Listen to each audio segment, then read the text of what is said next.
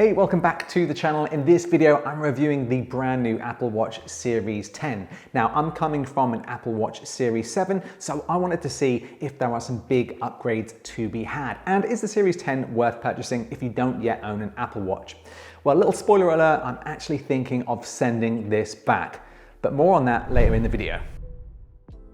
So first of all, let's talk about the design and the display. So in the Apple Watch Series 10, the screen size has been increased to 46 centimeters. So a little bit bigger, of course, not massive, but another millimeter bigger than the previous 45 millimeter version. Now, just off the top, I've got to say, I've actually been a little bit disappointed with this. And the main reason is, yes, whilst the Apple Watch is bigger, what I don't see a lot of people talking about is that the bezel on the Apple Watch is also bigger as well. So you end up with a bigger black border. Now, I don't know if Apple need to update the UI on the Apple Watch, but what you can see in some of my clips is that the UI seems about the same size as my Series 7. So you end up with slightly more black on the side of some of the text. But also you have this bigger black border around the Apple Watch, a bigger bezel. And it actually makes the Apple Watch screen kind of look a little dated in my opinion. Check out these shots.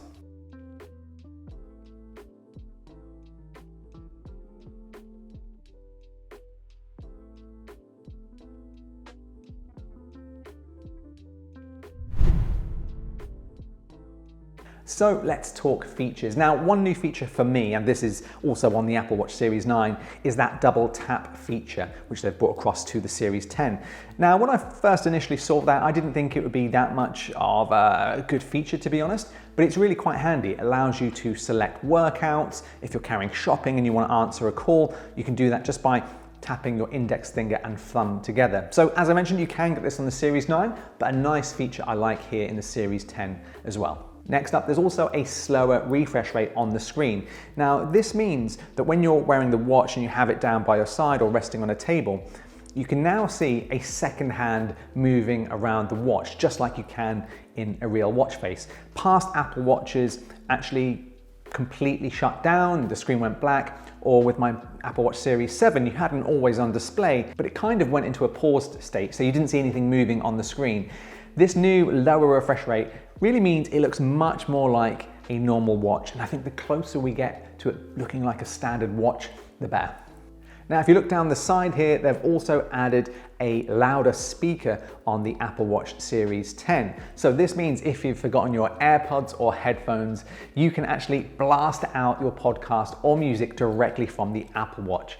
And I'm going to be honest, I've actually been really impressed with the audio quality of this tiny, tiny speaker in the Apple Watch. Now, what I would say is, don't be one of those people. If you're going to be on the train and you've not got your headphones with you, don't blast your music out of this. Please, don't.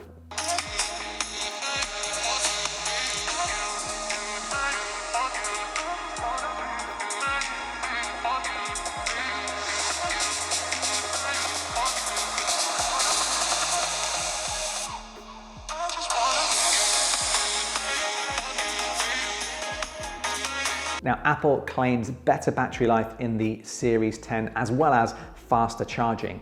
So if you maybe work out or you want to charge your Apple Watch up before you go to sleep, you can do that now even quicker than before, and I can confirm that definitely works. Now, the battery on the Apple Watch is also much better than my Series 7. I don't know if that's partly to do with my Series 7 now being a few years old. Of course, I'm going to see some battery degradation there, but I do feel like the Apple Watch Series 10 has better battery life. If I go out for a swim, if I work out, if I'm at work all day, by the time I get home and I'm going to bed at night, maybe 10 p.m, I'll have about 50 to 60% of the battery life left, which is really good. So you could probably get through 2 full days with this Apple Watch with very normal use. And of course, you can now charge it super fast. Okay, let's talk about some of the health features in this year's Apple Watch Series 10. Now, the big feature is the Apple Watch can now detect sleep apnea. Now, this is a condition that affects thousands of people across the world, and basically it's a breathing disturbance when you sleep. So a lot of people don't even realize they have it. So the Apple Watch can now detect these breathing issues when you sleep, and it could let you know if you potentially have sleep apnea. So that's fantastic. I think if you have this running in your family or you think you may suffer with it, it could be worth the upgrade to the Series 10 just for this feature. Now, I've been trying it out and I'll be honest, I actually find it quite hard to sleep wearing the Apple Watch. I think it's because I'm quite a light sleeper and just having something on my wrist while I'm sleeping just makes me a little uncomfortable. And then secondly, I don't think Apple have implemented the sleep feature well enough yet. Basically, the screen, even if you have it on cinema mode, sleep mode, you can still make the screen come on just by tapping or rotating the wheel on the side of the Apple Watch. And that causes a bit of issues because one, it lights up, and when your room is completely dark, it can light up quite a bit, you know, when it's next to your head. And secondly, it just makes me a bit paranoid. If my Apple Watch lights up, I think that maybe I've accidentally called someone or texted someone or done something like that. So I just have to check it just to make sure something isn't going off on the Apple Watch. So I would like this to be updated even further so you can actually fully lock the Apple Watch screen. Maybe you have to do a triple tap to unlock the screen, or it just doesn't come on until the morning. I'd like to see that, and it would just make this fantastic feature even better. Next up, let's talk about strap customization, because I know that's a big thing that a lot of people really care about.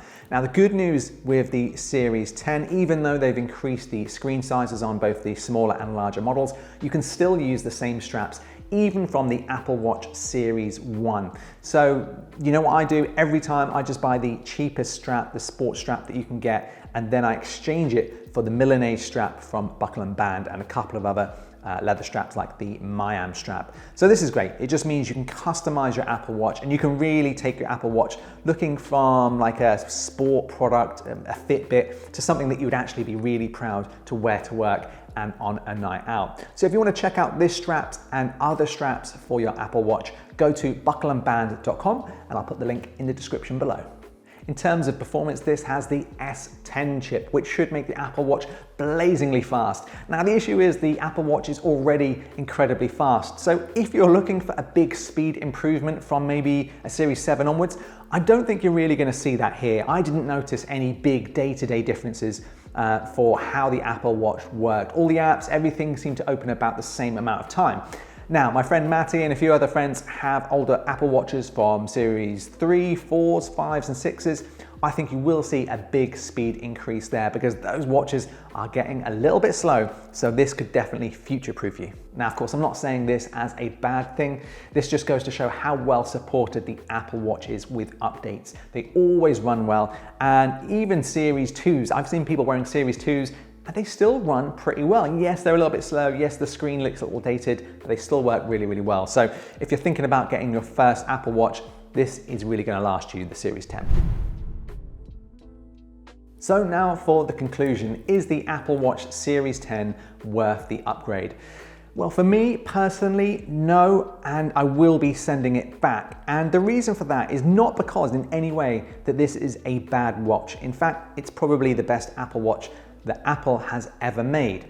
But for me personally, being spoiled with that edge-to-edge display of the Series 7, I just find it hard to go back to a watch which has a bigger bezel. It makes it look old to me. Imagine your iPhone now suddenly had a bezel. It just feels a little weird. Now, most people are probably not going to notice this, but because I work in design and I'm a bit of a geek on these kind of things, it just really bugs me. I'm looking at the watch face. I can't not see it.